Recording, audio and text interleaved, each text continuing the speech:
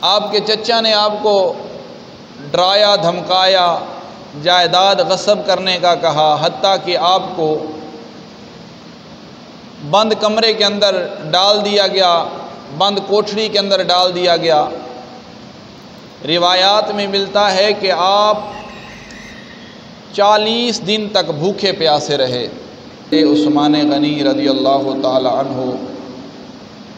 آپ کو حضور سرور عالم سرکار دو عالم صلی اللہ علیہ وسلم نے ذو النورین کے لقب سے نوازا۔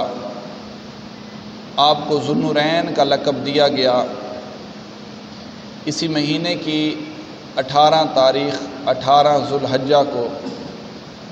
آپ کی شہادت کا ذکر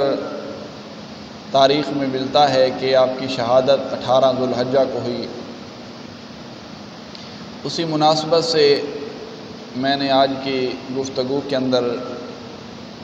آپ کے فضیلت اور آپ کی شان کے حوالے سے کچھ باتیں گوش گزار کروں گا۔ اللہ تبارک و تعالی سے دعا ہے کہ اللہ تبارک و تعالی حق بیان کرنے کی توفیق عطا فرمائے اور اس پر عمل کرنے کی توفیق عطا فرمائے۔ حضرت عثمان غنی رضی اللہ تعالی عنہ آپ اسلام قبول کرنے سے قبل ملک عرب کے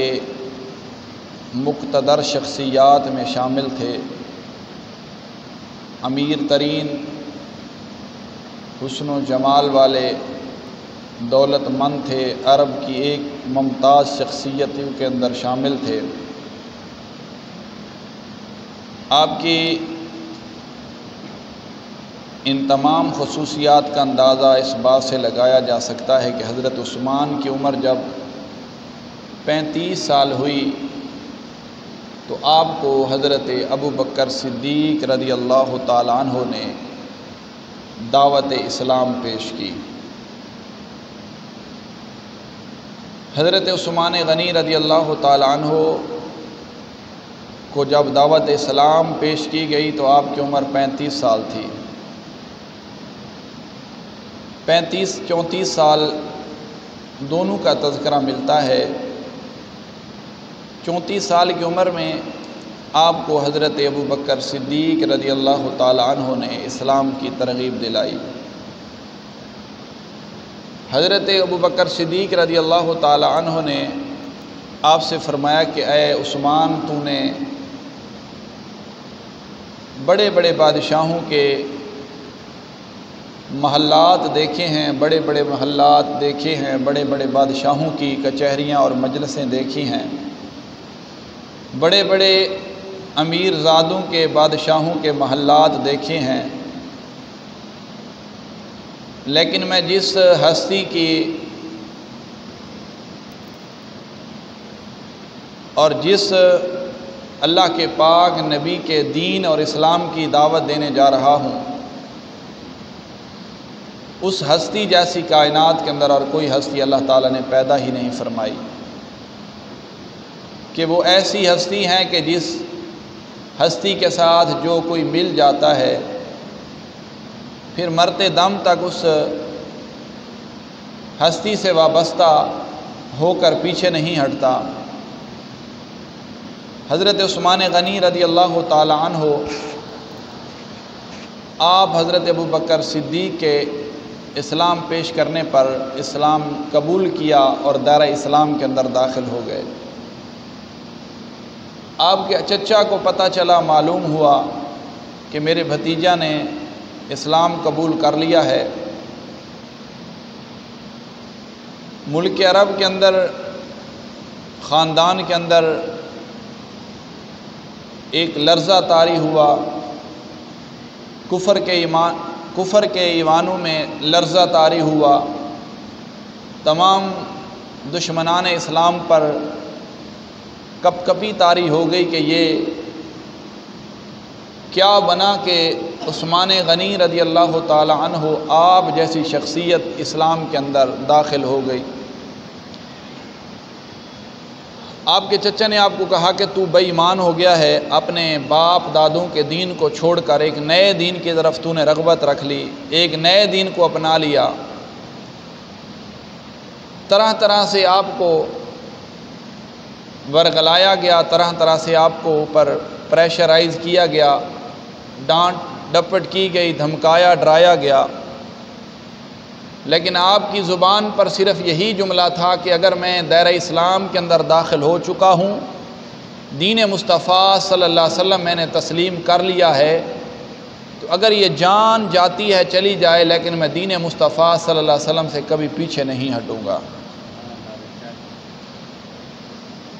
محمد صلی اللہ علیہ وسلم کی غلامی کے اندر جو بھی ایمان والا کلمہ گو داخل ہو جاتا ہے، پھر اس کو جتنا مرضی ڈرایا دمکایا جائے، جب اس نے اسلام قبول کر لیا، آقا کریم سرکار دو عالم صلی اللہ علیہ وسلم کی غلامی کا پٹا اپنے گلے کے اندر ڈال اور باندھ لیا، پھر جان جلی جائے، لیکن وہ اسلام اور دین، وہ اللہ کے نبی علیہ الصلاۃ والسلام کا کلمہ کبھی زبان سے چھوٹ نہیں سکتا۔ آپ کے چچا نے آپ کو ڈرایا دھمکایا، جائیداد غصب کرنے کا کہا، حتیٰ کہ آپ کو بند کمرے کے اندر ڈال دیا گیا، بند کوٹھری کے اندر ڈال دیا گیا۔ روایات میں ملتا ہے کہ آپ 40 دن تک بھوکے پیاسے رہے۔ وہ امیر زادہ، وہ ناز و نخرے پہ پلنے والا، وہ نرم و ملائم بستروں پہ آرام کرنے والا، وہ اپنے قوم کا سردار کہ جسے آج محصور کر دیا گیا، 40 دنوں تک آپ کو بھوکا پیاسا رکھا گیا، اور جب آپ کے اسلام قبول کرنے کی باری آتی ہے، ہر ایک ظلم و ستم کو برداشت کرنے کے بعد،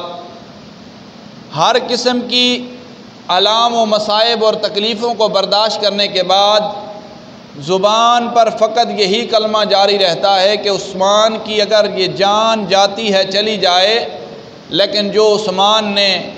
اس نبی علیہ الصلاۃ والسلام کا کلمہ اشہد ان لا الہ الا اللہ وحدہ لا شریک لہ واشہد ان محمدًا عبدہ ورسولہ پڑھ لیا ہے، اس کلمے سے کبھی واپس نہیں لوٹ سکتا۔ تو تاریخ گواہ ہے، حضرت عثمان غنی رضی اللہ تعالی عنہ، آپ کی شان اور عظمت کے یہ مقام ہے کہ آپ کو پھر ذو النورین کا لقب عطا فرمایا گیا، جس کا تذکرہ میں آپ کے گوش گزار کروں گا۔ اور یہ سب کچھ کیوں ملا، کس وجہ سے ملا، جس کے بارے میں ترمذی شریف کی حدیث مبارکہ ہے کہ حضور علیہ الصلاۃ والسلام کی 2 صاحبزادیاں، ایک کا نام رقیہ، دوسری کا نام ام کلثوم، وہ آپ رضی اللہ تعالی عنہ کے نکاح کے اندر آئیں، یک کے بعد دیگرے۔ پہلے حضرت رقیہ کا نکاح آپ کے ساتھ ہوا، جس وقت ان کا انتقال ہو گیا تو ایک غزوے کے موقع پر، جنگ کے موقع پر حضرت عثمان غنی رضی اللہ تعالی عنہ جنگ کے اندر شریک ہونے کے لیے قدم بڑھائے، تو حضور علیہ الصلوۃ والسلام نے ارشاد فرمایا، عثمان تو میری بیٹی کی ذمہ داری کر، تو میری بیٹی کی دیکھ بھال کر،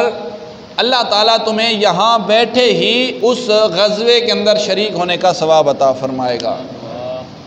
پھر جس وقت اللہ تعالیٰ کے نبی علیہ الصلوۃ والسلام فتح کا جھنڈا اپنے ہاتھ پر اٹھا کر مدینہ طیبہ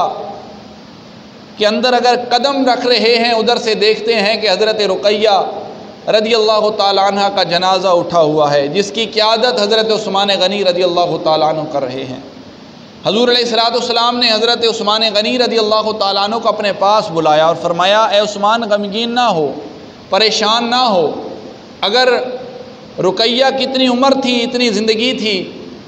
وہ اللہ کی مرضی ہے، اللہ کے حکم کے ساتھ ہی سب کچھ ہوتا ہے۔ آپ صلی اللہ علیہ وسلم نے فرمایا کہ میں تیرے نکاح کے اندر اپنی بیٹی ام کلثوم کا عقد کرتا ہوں۔ اسی لیے آپ کو ذو النورین، 2 نوروں والے، ذو النورین کا لقب عطا کیا گیا۔ اور یہ سب کچھ کیوں عطا کیا گیا؟ وجہ کیا تھی؟ وجہ یہی تھی کہ کی محمد سے وفا تو نے تو ہم تیرے ہیں، یہ جہاں چیز ہے کیا لوح و قلم تیرے ہیں جی۔ محمد کی غلامی دین حق کی شرط اول ہے، اگر اس میں کوئی خامی تو سب کچھ نامکمل ہے۔